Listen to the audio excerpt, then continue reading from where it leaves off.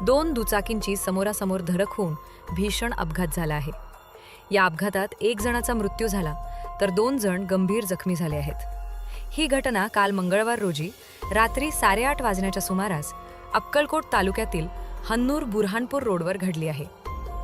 सिद्धप्पा परमेश्वर हालोळे असं मृत तरुणाचं नाव आहे, तर महेश बनसोडे आणि यश बनसोडे हे दोघे गंभीर जखमी झाले आहेत. स्थानिकांनी दिलेल्या माहितीनुसार महेश व यश बनसोडे हे दुचाकीवरून हन्नूरकडे जात होते, तर सिद्धप्पा हालोळे हे समोरून येत होते. हन्नूरजवळील एका छोट्या पुलाजवळ दोन्ही दुचाकींची समोरासमोर धडक झाली. धडक इतकी भीषण होती की तिघेही रस्त्यावर फेकले गेले. अपघाताची माहिती मिळताच परिसरातील ग्रामस्थांनी तातडीने घटनास्थळी धाव घेतली आणि जखमींना त्वरित रुग्णालयात हलवले. मात्र डॉक्टरांनी सिद्धप्पा हालोळे यांना मृत घोषित केले. महेश आणि यश यांच्यावर उपचार सुरू आहेत. या घटनेमुळे परिसरात हळहळ व्यक्त होत आहे.